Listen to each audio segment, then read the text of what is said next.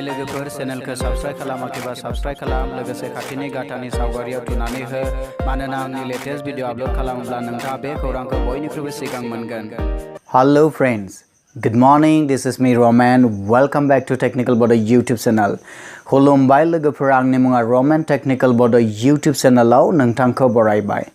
Friends, दिनैनि सुंथा video आं नोंथांमोननो दिन्थिना होगोन जों माबोरैहाय WhatsAppआव unknown number फैयोब्ला बे unknown numberफोरखौ माबोरै जोङो ब्लक खालामनो हायो बा जों बेनिफ्राय माबोरैहाय लिभ जानो हायो आं बेनि बागै नोंथांमोननो नैबे भिडिअआव फोरमायनानै होगोन। अब्ला फैदो लोगोफोरजों जागायदिनि। Let's get started.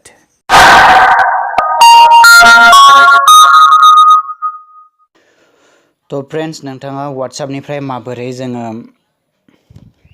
लिभ खालामो बा ब्लक खालामो बेखौ आं दिनै नोंथांमोननो दिन्थिगोन। तो फ्रेंड्स, अब्ला WhatsAppखौ खुलिबाय आङो।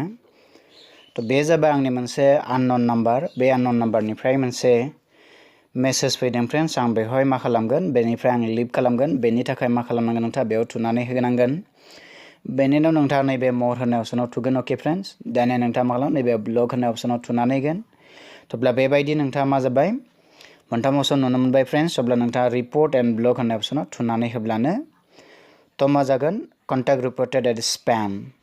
तो बेनिफ्राय मा जाबाय, आङो लिभ जाबाय। फ्रेंड्स, नोंथाङा बुजि मोनबाय। बेबायदिनो जोङो मा जायखिजाया मोनसे WhatsApp नाम्बारनिफ्राय बा जायखिजाया नोंथांखौ जुदि मेसेज हरोब्ला जों बेखौ ब्लक खालामनो हायो आरो जोङो लिभ खालामनो हायो फ्रेंड्स।